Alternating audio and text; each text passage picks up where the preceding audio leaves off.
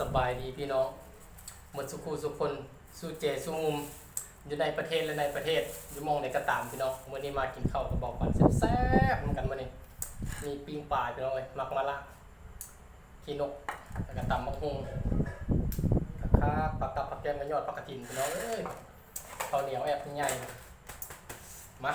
เบาลายใหญ่ห้างแซ่บๆเหมือนกันรถมานี่นะมาพี่น้องเลยตำมะฮุ่งปิ้งปลาโอ้ยเข้าไม่ปลามันละบ้านเฮากันน้ำมันตกจ้อยๆพี่น้องเอ้ยบ้านเฮากับเข้าไม่ปลามันได้ยามนี้แหละมาไปยังได้กินข้าวแดงเหมือนกันนะพี่น้องนะ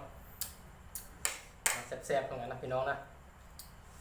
ทำมุงกับปิ้งปลาคักตอนนั้นแล้ว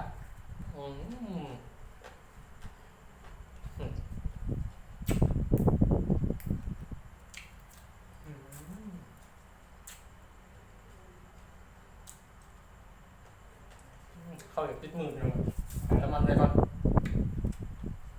ใส่น้ำมันปลาเนาะ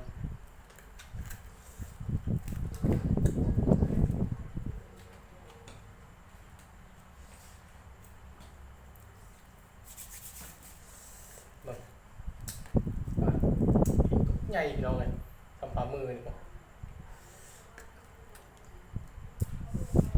ปลาเค็มมันแซ่บๆทำในข้าวไม่ปลามันพี่น้องเอ้ยมากินข้าวพร้อมกันไปได้ยังกินข้าวกับปลาเนี่ยร้อนๆพี่น้องเลย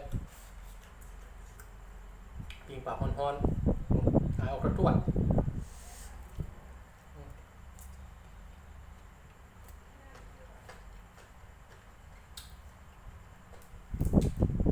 ยอดปลากระดิ่งงามๆ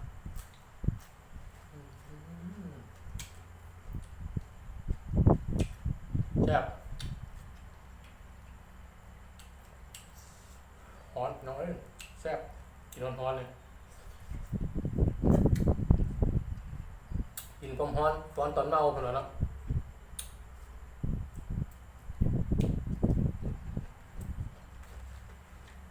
คำสุภาษิตกันว่ากินตอนร้อนตอนเมาหมดเท่านั้นแหละความขับ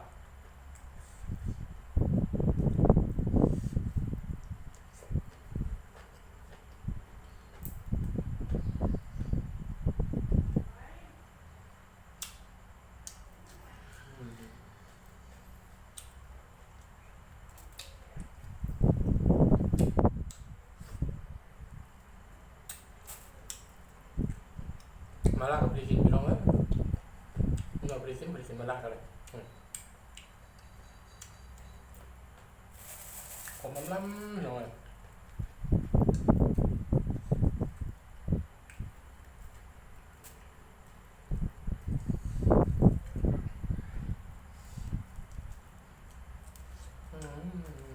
ครับน้อย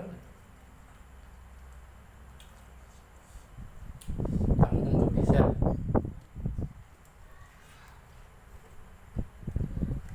ยอดถึงแล้วงาม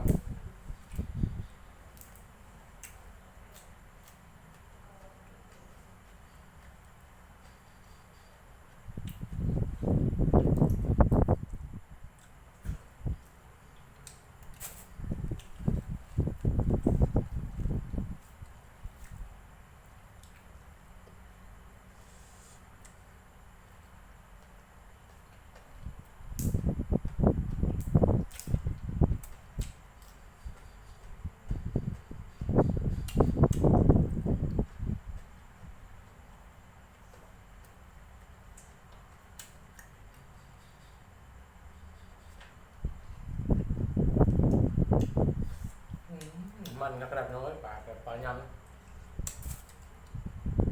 บ้านเราก็เข้าไม่ปลามันเรายำเลยน้องเนาะเดือน11 12เกี่ยวเข้า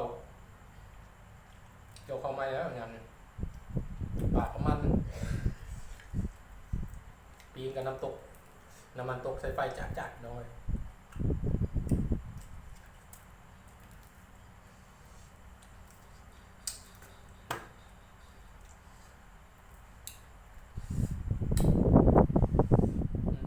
มันพี่น้องไม่ไข่น้อยนึงมันวนยำไข่น้องยำนี่เนาะ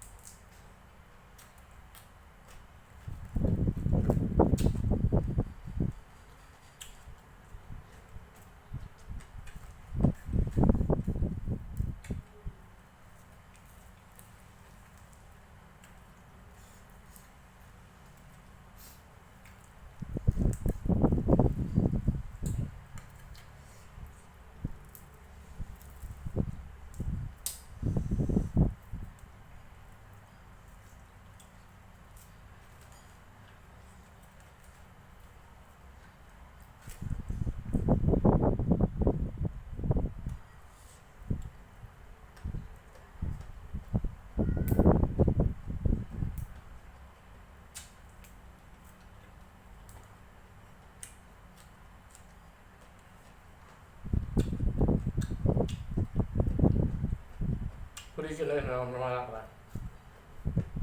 าละงาม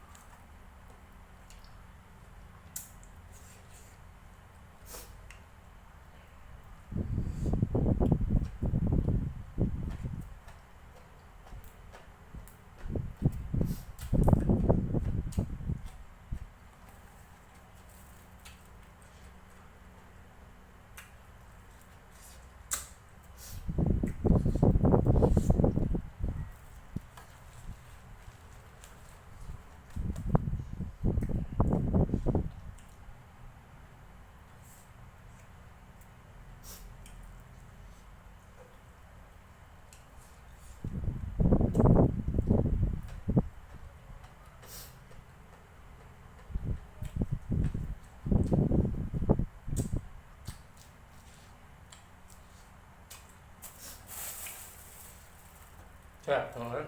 แซ่บแซ่บคือเก่า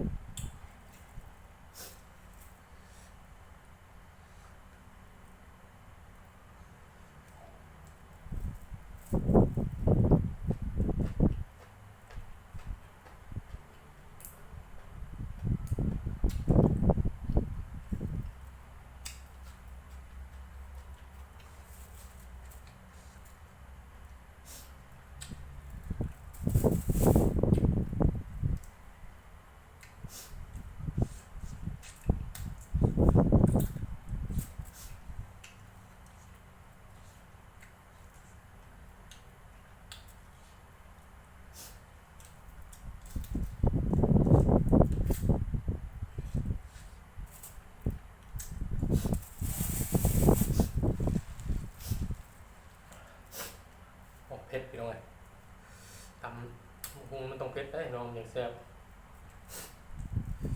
เผ็ดอย่างแซ่บ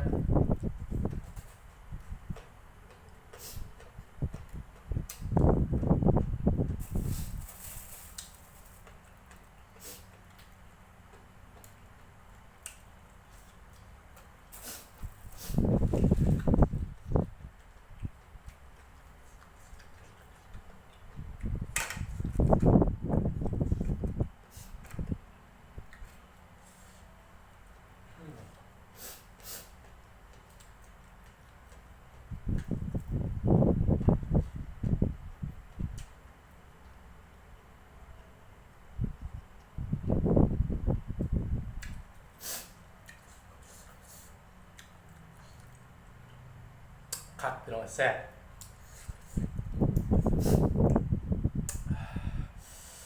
เผ็ดทั้งเผ็ดทั้งแซ่บพี่น้องเนาะก็ได้พี่ตำบักหุ่งมันต้องเป็นเผ็ดหน่อยหนึ่งเนาะคันบ่เผ็ดมันบ่แซ่บพี่น้องเอ้ยเอาส่วนคลิปนี้ก็มาสำนี้กับฮอดสำนี้เราพี่น้องเนาะคือว่าจบสำนี้เราคลิปนี้กันเลยเนาะอิ่มวันนี้กันเลยเนาะอิ่มอีกคาบหนึ่งพี่น้องเอ้ยถ้าเบิ่งคลิปต่อไปพี่น้องว่าบอกความสิกินยัง